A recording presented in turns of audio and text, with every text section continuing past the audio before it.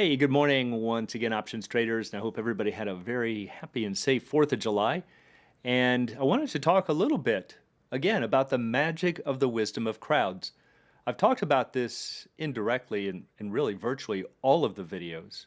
There's always this hint of you have to be careful about saying that your outlook is better than the market consensus, or that you need to go sell naked puts because we all know that they expire worthless and we don't give any credibility to the price that the market has given it.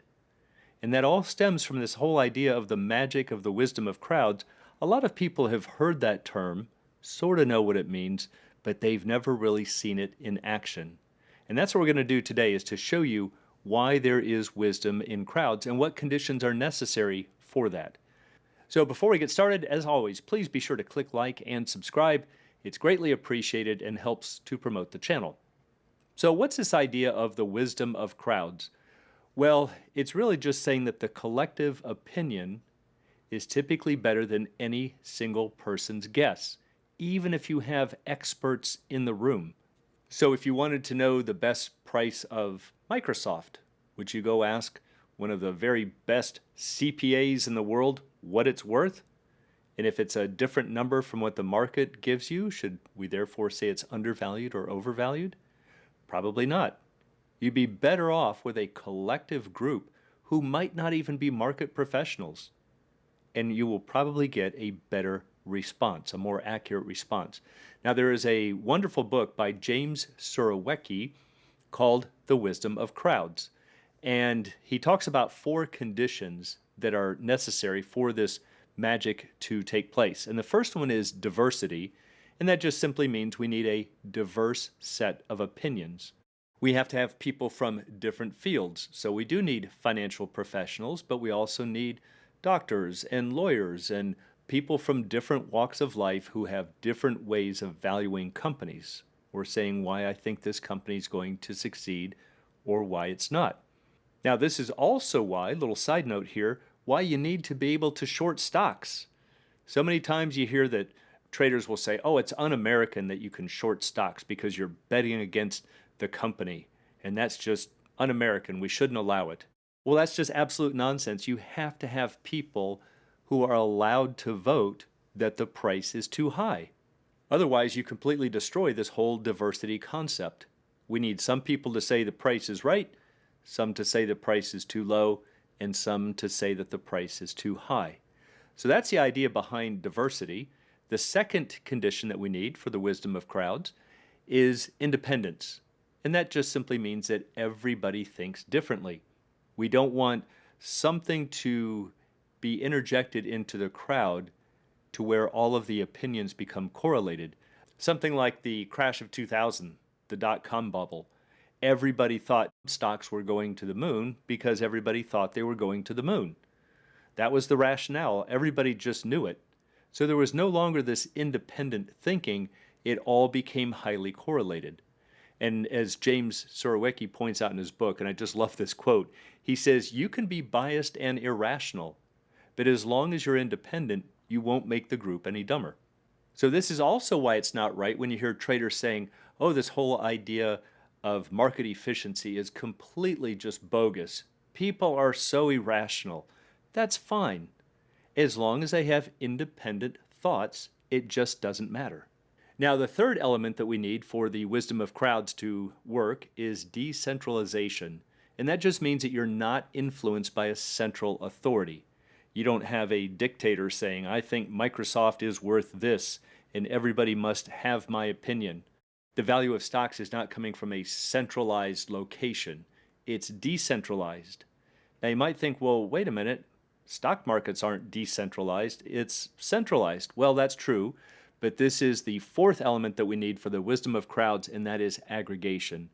We need a way to coordinate all of the information, and that's where the stock exchanges come in. So we have decentralization in terms of thought, but we must have a way to aggregate it and to measure it. And again, that's the purpose of a stock exchange. All right, so now that we have these 4 elements under our belts, let's go see how they work in action by going over to an Excel spreadsheet and take a look at why the wisdom of crowds is truly magic. All right, now we are into an Excel spreadsheet. And let me just give you a quick overview of what we've got here. We have a number to guess. So this could be, let's say, jelly beans in a jar is a common one that you'll see in a lot of finance classes, trying to show the magic of the wisdom of crowds and trying to guess the weight of an ox at a fair. And that's also talked about in Sirwicky's book. It could also be the value of a share of stock. But the point is that we have some number that we're trying to guess or to estimate. Now, we're also going to give it some type of a standard deviation, which most of you know is a mathematical concept. It's just saying within one standard deviation, 68% of the guesses in this case would be plus or minus 500.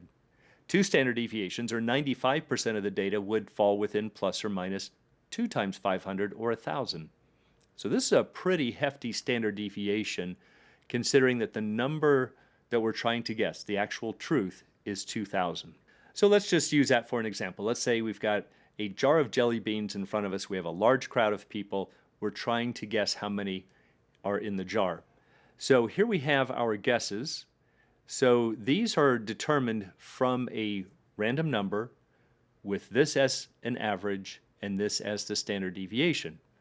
So here's the first person's guess. It says 1612. So the average right now is, we've only got one person. The average is 1612.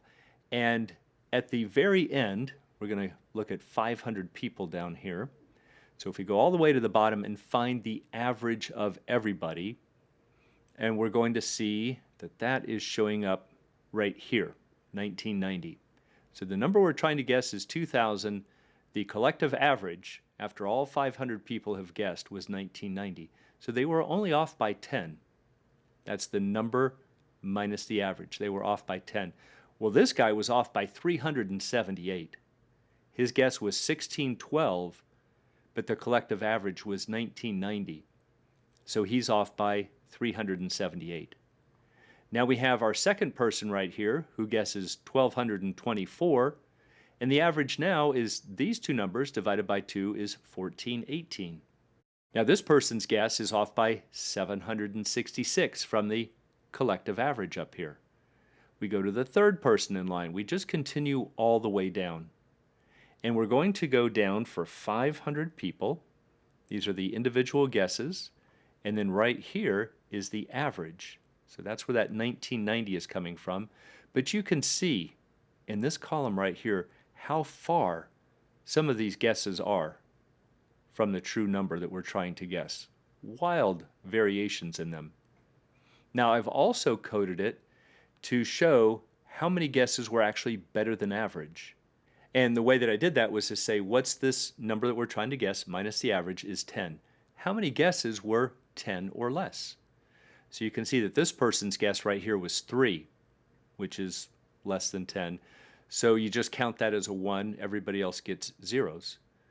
So we're just going to go through and add up how many 1s there are, so we can see how many people actually beat the average. Well, in this example, it was 6, or 0.6%. So not many.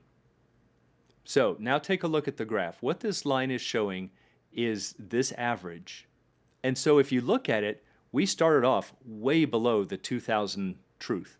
But look at how quickly we came back up to 2000. Got actually a little bit above it, but within 100, we were right there on 2000. And look at it just stabilize.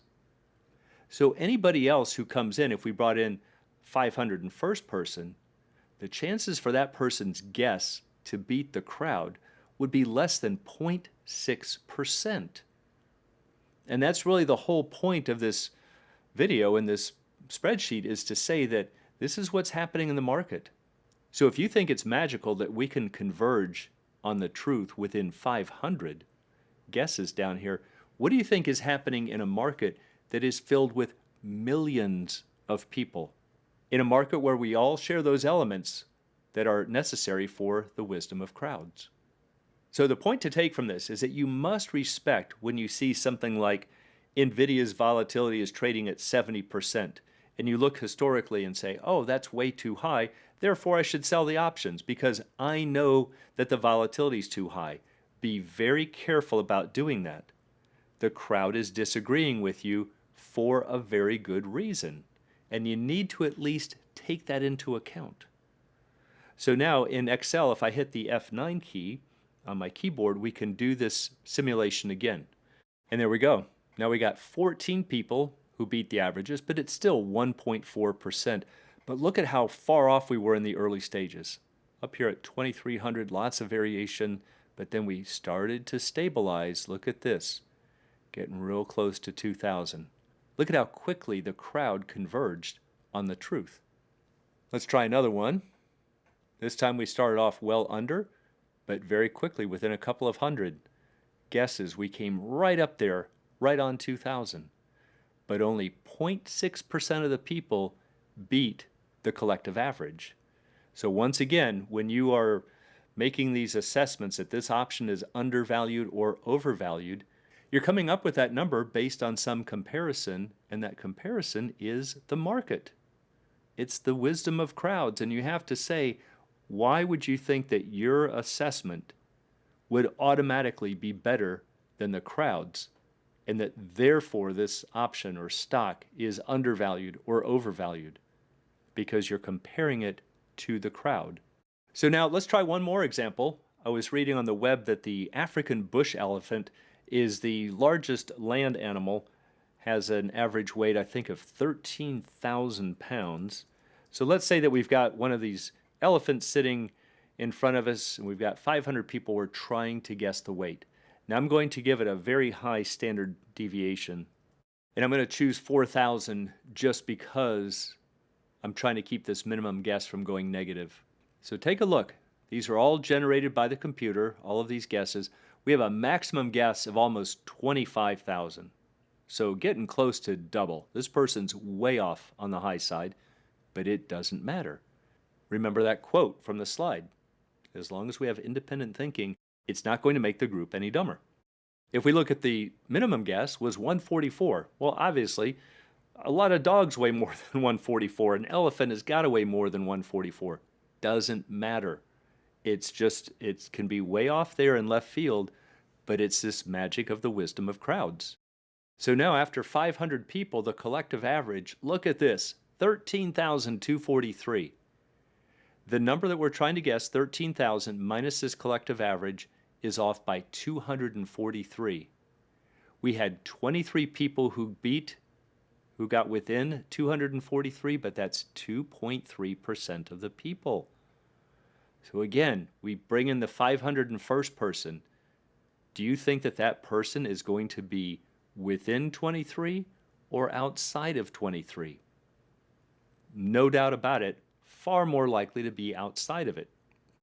So now again, you can even think, what if you had an expert who could look at this elephant and say, oh, that's easily 12,500. Well, that's a really good guess. It's not within 23.